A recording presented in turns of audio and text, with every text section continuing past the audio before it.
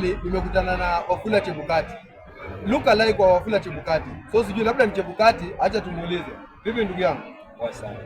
Na nimekuona kwa mtandao mara kwa mara umevuma. Na una uhusiano wote na Chebukati kwa sababu mnafanana kwa muonekano wako? Ndio, kuna uhusiano. Mna uhusiano na Chebukati? Ndio. Chebukati mna uhusiano gani? Hivi ueleze watu kwamba uhusiano wako na Chebukati ni upi? Wewe ni Mluya?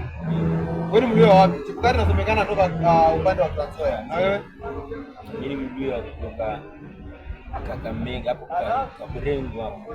Wewe unatoka Kaburengo Kakamega? Yes. On your way to Webuye? Sasa hivi uhusiano wenu unakujaje? Wana ancestors. Tunashare ancestors. Wote ni watu.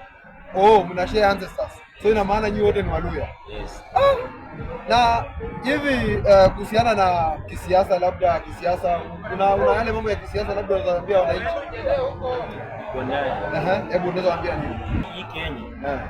Bado tunasikilizana. Wanasema Chebukati ndiye analeta shida. Hiyo ni yeye. Lakini mimi naomba mfanye tu one term ndio wanasema. Wanasema kwamba Chebukati ndiye analeta shida na wewe umekubali? Nimekubali. Chebukati analeta shida Kenya. Analeta shida. Sasa una maoni gani? Maoni yangu hiyo era ndio kwa Waluya. Hakuna kuongeza masomo. Then nikuje nifute hiyo era. Unataka kuongeza masomo uje uwe mwenyekiti wa IEBC Kenya? Ndio. Inafurahisha sana. So guys, amekuwa ni duka la Chebukati ama ukipenda ni Chebukati, anasema kwamba wana share ancestors. Tukutane kwenye comment section. Wewe una maoni gani kuhusiana na mambo yake ndugu yangu? Majina yako kamili? Chikamai. Anaitwa Chikamai. Hivi kwenye mtandao unajiita nani? Chebukati.